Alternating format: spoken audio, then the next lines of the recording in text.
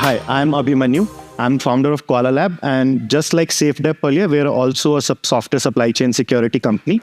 But rather than securing the open source libraries, we actually focus upon the software development lifecycle infra. So basically, everything from your GitHub to your CI/CD to your code pipelines. That's what we try to secure. And I think today I want to talk about CI/CD pipelines. Basically, our whole thesis is that we want to make the SDLC secure by design. Application security has been a problem for everyone who's here, who's been in the security industry, because you need to liaison with the engineering teams. And I think getting them to focus upon security has been a bit of a problem. So our whole endeavor is to make your software development infra secure by design so that a lot of the work around AppSec actually reduces. And today I want to talk about securing your CI/CD pipelines. So specifically talking about CI pipelines, we for a developer, CI pipeline is where they come and deploy build their code. But for security folks, CI pipeline is where the security orchestration center of the SDLCs. I mean, at the end of the day, all your SaaS scans, any kind of license checks, all the scans actually happen in the CI pipeline. But the reality is these pipelines themselves have become the new attack surface. Most of us today still have been putting security in the CI. Today, I want to talk about the fact securing that CI. And I think the reason for that is in the last 3 to 4 years, SolarWinds, CodeCove, few of the high-profile attacks that have happened, even the malicious cyber actors are focusing upon the CI pipelines. They are the gateway to your cloud kingdom, and they are high-leverage, attack surfaces. So there is no wonder that these guys are trying to attack your CI pipelines. And the other reality is that security of CI is complex. Now, all of those who've been in the tech world today know that there is a true shift left that has happened.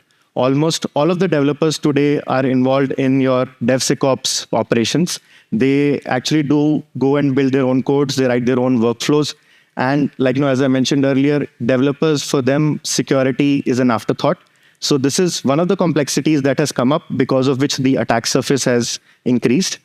The other fact is that although, as Abhishek previously also mentioned, that OSS dependencies are part of your SDLC, but the other reality is that even the workflow code, which you write to build your code, that itself has now third-party code. So GitHub Actions has some 23,000 plus actions on their marketplace.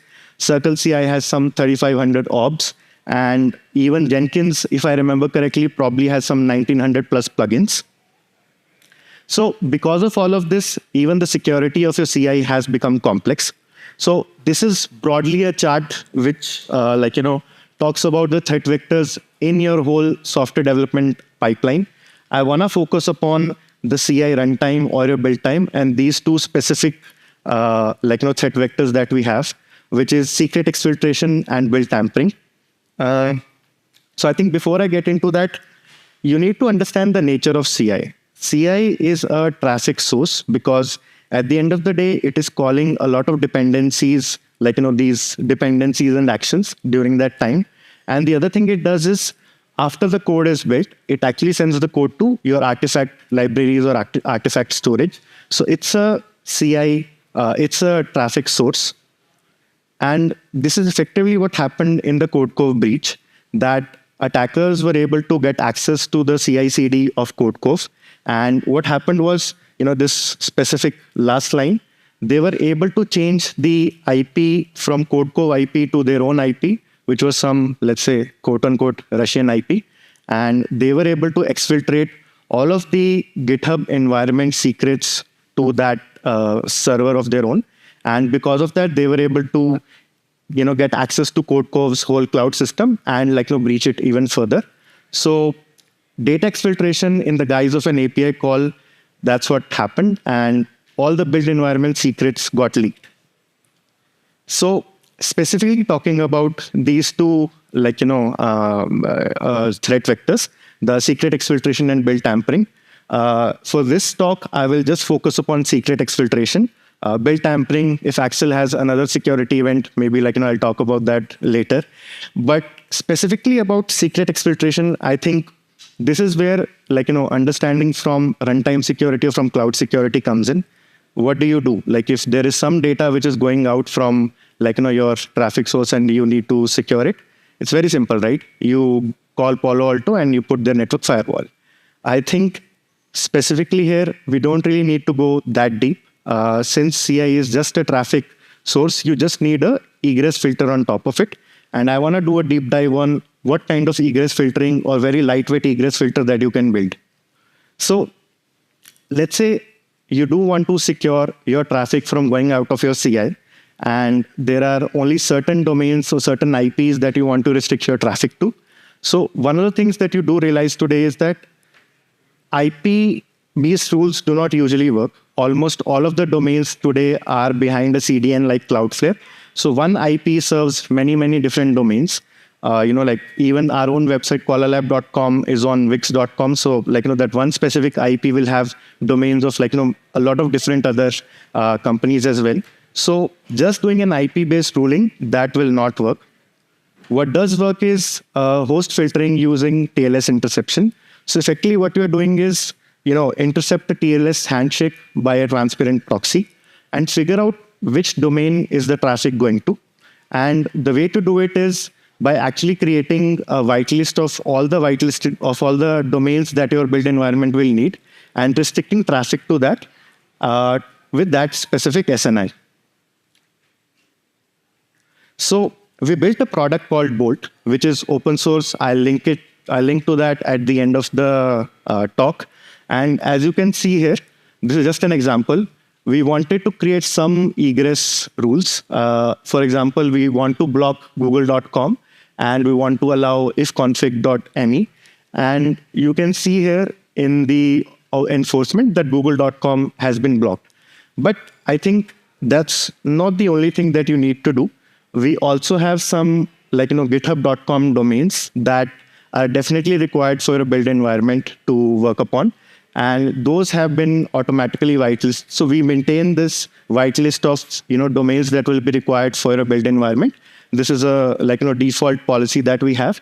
You can run Bolt or Bolt's egress filtering in either audit mode or in enforcement mode. For example, this is being audited right now, so we are just checking what all traffic is outgoing. And actually, if you run it in enforcement mode, all of this traffic will be blocked. But the reality is this enough? Is a domain-based filtering enough, or is it not? And here's the thing. At the end of the day, your CI pipeline is talking to a lot of mirrors like GitHub and Docker Hub, which are all multi-tenant in themselves. So your enterprise has a GitHub account. All the open source dependencies that you talk to, they have a GitHub account. Even the attacker has a GitHub account. So because of that, what you specifically need to do is you can't just say, my traffic is going to github.com and it should be allowed. You actually need to go do deep SSL inspection of all the outbound traffic and figure out which sub-account or subdomain of GitHub or subtenant of GitHub it's going to. And same for Docker Hub and a lot of the other mirrors. So when we were encountering this problem, we figured out a solution which was MITM proxy. Now, usually what happens is MITM proxy usually has a very bad reputation in the security world. We do believe that it's a very powerful tool. But in this specific case, we were sort of unsuccessful. So MITM's mechanism is that it intercepts your certificate, and it becomes its own certificate authority. So for your host, which will run your build environment in various different stacks, you actually have to create a certificate authority for each of those stacks. For example, in Java, you have to go to key tools and create that in Node.js using Node extra CA cert, so on and so forth. So what happens is there's a very huge implementation sprawl. So for workflows, which are of various different kinds, you have to implement all of them individually. And one of the problems we encountered was that if these are not configured correctly, your builds tend to fail. So what is the solution here? And just like, the buzzword in security is eBPF, that is the panacea for all the security problems. And even here, that will come to the rescue. So eBPF is a very powerful tool which basically allows you to set up probes in your kernel system as well as your user space. For example, here we have some probes which end up doing SSL write and SSL read in the user space. And I will not go too deep into this, but what we've been able to do is eBPF allows us to capture network packets before they get encrypted and also capture them after they get decrypted. We take these packets and pass them for deep SSL inspection. So every route, for example, for a github.com, there'll be a specific kind of route. For Docker Hub, it will be a different kind of route. You can create route level rules to enforce controls across your tenants. You will be able to do a deep SSL inspection and be able to look at the whole API call that is being made. And so this is what we did. And we were able to implement eBPF in Bolt itself. And what we did was we created another policy in your egress filtering configuration where you can create trusted GitHub accounts. For example, there is a friend of ours and company called Acto. In this configuration, we actually put their account as a trusted GitHub account. And when we actually ran a specific workflow, we were able to see that there were calls going to specific GitHub accounts called Temurin, Razorpay, Teammate, etc.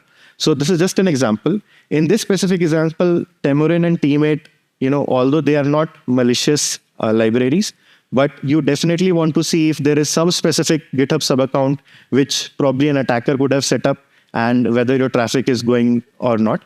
But at the end of the day, using eBPF, you are able to do deep SSL inspection and also able to figure out which specific subtenant or tenant of GitHub your traffic is going to.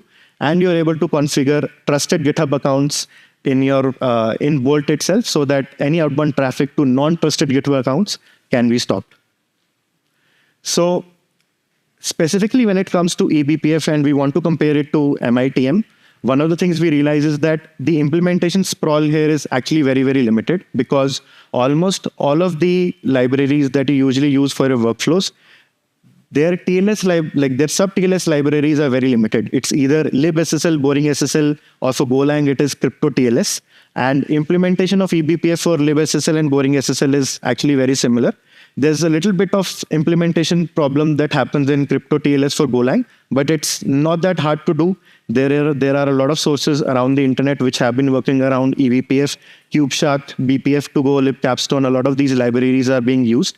And the other specific thing that eBPF wins upon is that even if your implementation of the eBPF probes are not correct, the builds do not fail because eBPF itself grows into a graceful failure. Again, there's a lot of nuance to this as well. But I think more or less compared to an MITM proxy, the eBPF implementation is much, much better. So yeah, I think that was the talk I had. I think just as a summary, I started with the fact that securing CI today has become very imperative. Apart from it being the security orchestration center, securing it itself is very important. There are specific threat vectors that you can see: secret exfiltration and file tampering. Going into secret exfiltration, an egress filter or monitoring system definitely requires a need to be set up. And the way to do it is through an eBPF probing. And you can actually do deep SSL inspection and also figure out whether your own GitHub is talking to the GitHub that you want to and not somebody else's GitHub. So yeah, that's me. And these are the links to our domain and the open source version of Bolt there. And it's also time for lunch. So I thank you all so much for coming to my talk. Thank you so much.